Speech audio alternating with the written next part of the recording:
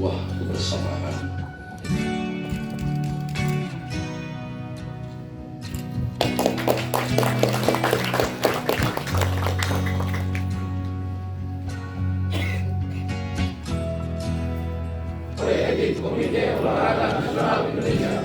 Tiga, saya berjanji bahwa saya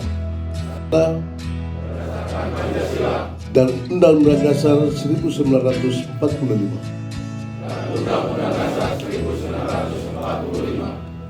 Dua, saya berjanji bahwa saya senantiasa melaksanakan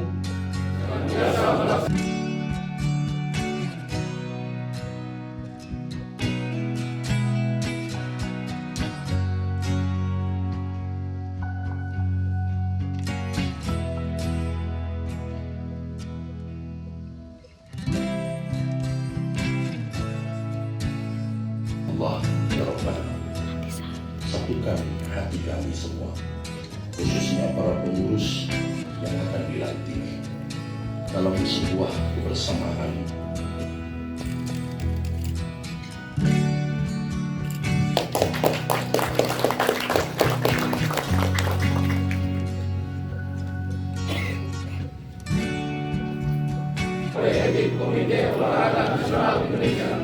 tiga, saya berjanji bahwa saya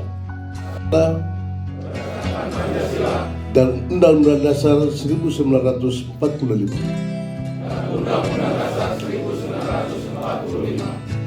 Dua, saya berjanji bahwa saya senantiasa melaksanakan Allah ya Rabbana, satukan hati kami semua, khususnya para